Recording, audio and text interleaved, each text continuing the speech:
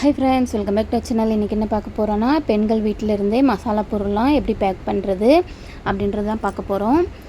இன்றைக்கி வந்துட்டு வீட்டில் இருந்தே ஏர்ன் பண்ணுறதுக்கு ஒரு பெஸ்ட்டு சொல்யூஷன், நமக்கு பிடிச்ச வேலையும் கூட.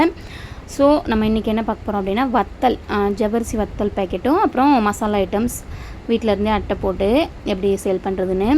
மளிகை கடை வச்சுருக்கவங்களுக்கு ரொம்ப ஈஸி, நம்ம கடையிலே வச்சு சேல் பண்ணலாம்.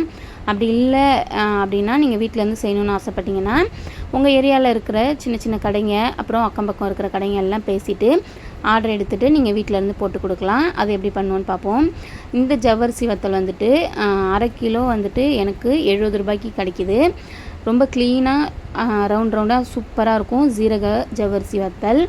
இது வந்துட்டு நான் பிரித்து பேக்கெட் போடுறேன். அரை கிலோ 70 ரூபாய்க்கு கிடைக்கிது அப்படின்னா அதிலேருந்து எனக்கு 10 ரூபாய்க்கு கவர் வந்துட்டு வத்தல் மட்டும் 70 ரூபா, அப்புறம் கவர் வாங்குகிறேன், அப்புறம் சீல் பண்ணுறேன்.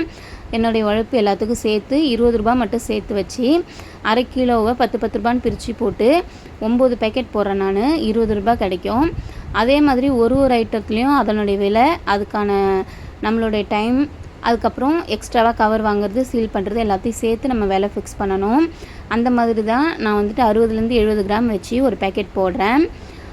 ஒரு பேக்கெட் வந்து 10 ரூபா அப்படின்னு சொல்லிட்டு நம்ம மளிகை கடை வச்சுருக்கோம். நம்மளுடைய வீடியோஸை கண்டினியூஸாக பார்க்குறவங்களுக்கு தெரியும். நம்ம கடையிலே வச்சு சேல் பண்ணுறதுக்காக தான் இந்த ஜவ்வரிசி வத்தல் வாங்கிட்டு வந்து பேக்கெட் போடுறேன். இதில் 2 வெரைட்டிஸ் இருக்குது. ஒயிட் கலராக ஒன்று இருக்கும், அப்புறம் மிளகாய் போட்டது, இது ஜீரகம், அப்புறம் மிளகாய் போட்டு ஜீரகம் போட்டு ஒரு வெரைட்டி இருக்குது. அதை நாளைக்கு காட்டுறேன். நெக்ஸ்ட் வந்துட்டு நம்ம கடுகு பேக்கெட் போட போகிறோம். 5 ருபீஸ்க்கு 1/4 கிலோ கடுகு ஹோல்சேலில் வாங்கும்போது நமக்கு கிலோ வந்து 100 ரூபாய்க்கு கிடைக்கும். நம்ம 5 ரூபான்னு பிரித்து போடுறேன். 15 கிராம் வச்சு 5 ரூபான்னு சொல்லிட்டு பேக்கெட் போடுறேன். இதுக்கான அட்டை வந்துட்டு நான் ஃபஸ்ட்டு கடை ஆரம்பித்த புதுசில் வெளிலேருந்து தான் வாங்குவேன். ஒரு அட்டை 40 ரூபாய்க்கு தருவாங்க, நமக்கு 50 ரூபாய்க்கு இருக்கும். அதாவது ஒரு அட்டையில் 10 பீஸ் வரும். 10 ரூபா நமக்கு லாபம். நம்ம வீட்டிலே போட்டோம் அப்படின்னா நமக்கு அதிக லாபம். ஸோ அதனால் வந்துட்டு ஏற்கனவே வாங்கியிருந்த பொருட்களில் இருக்கிற அட்டையை யூஸ் பண்ணிப்பேன். மளிகை ஐட்டம் மட்டும் ஹோல்சேலில் வாங்கிட்டு வந்து அதுக்கான கவர் வாங்கிட்டு வந்து வீட்டில் இருக்கிற ஸ்டேப்லர் வச்சு சீல் பண்ணிவிடுவேன். சீலிங் மிஷின் வந்துட்டு நான் கருவாடு ட்ரை ஃபிஷ் விற்றுட்ருக்கிறதுனால அதுக்காக பேக் பண்ணுறதுக்கு வாங்கினேன். ஸோ இதையும் யூஸ் பண்ணிப்பேன். வெயிட் மிஷின் நம்ம கடையில் ஏற்கனவே வாங்கி வச்சுருக்கேன். ஸோ நான் மளிகை ஜாமான் மட்டும் ஹோல்சேலில் வாங்கிட்டு வந்து போடுறது. இப்போதைக்கு கடுகு தீர்ந்துட்டனால கடுகு மட்டும் போடுறேன்.